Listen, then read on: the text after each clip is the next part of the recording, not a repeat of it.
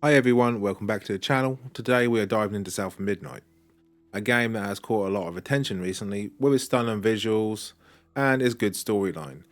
But while the game does deliver in certain aspects, there are a few places where it really falls short, so let's get into it.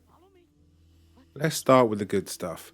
South of Midnight looks absolutely gorgeous. The art design is top tier, with every environment brimmed with personality, lush overgrown forests and eerie mist-covered towns. The atmosphere is fantastic and immersive. It's clear a lot of love went into creating these visuals. The light and textures and overall design are well executed, making each area feel distinct and alive.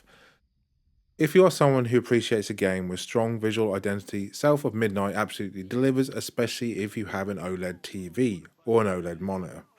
Now, onto the story. I won't spoil anything, but I will say the narrative is engaging and the characters have depth that pull you in. The writing is solid, and there's definitely a mystery to uncover as you progress through the game. The world building here is really well done, with strong focuses on character driven storytelling that gives you a reason to care what's going on in the game. However, South of Midnight isn't perfect, and the cracks really start to show in the gameplay department. Let's talk about the combat. Unfortunately, this is where the game falls flat. The combat system feels really lackluster, clunky, repetitive, and uninspired.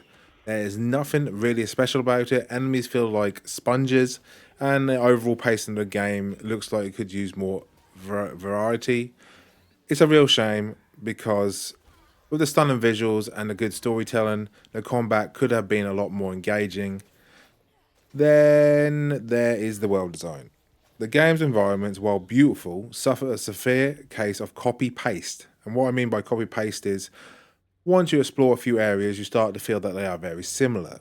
The lack of unique, memorable locations really holds the game back from feeling fresh.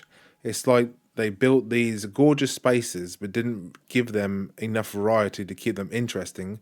As you move throughout the game, after a while, everything starts blending together. It's a real bummer considering how much potential this world has, right?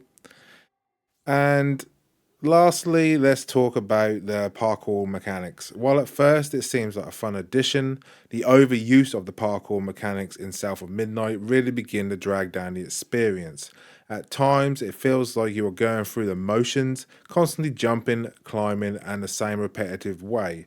It takes away from the immersion and begins to feel rather than organic part of the game's world. It's not. It's not that the parkour is bad. It's just overdone, and eventually it feels more like a chore than a sort of exciting feature. And it copies a lot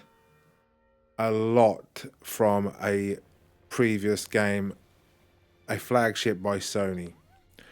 And if you have seen this game, you know it's pretty much copy and paste from the Horizon series. In the end, South of Midnight is a game with a lot of promise, especially when it comes to graphics and storytelling, but unfortunately gets bogged down by its lackluster combat, repetitive level design, and overuse of parkour mechanics. It's one of those games you might enjoy the atmosphere and narrative, but if you're looking for a more polished, engaging gameplay experience, you might find yourself a little bit disappointed. That's it for today. This is the review, my review. Let me know what you think of South of Midnight in the comments. Do you agree with my take or do you think I'm being too harsh? Don't forget to like, subscribe, and hit the notification bell for more reviews coming up soon. Catch you all in the next one.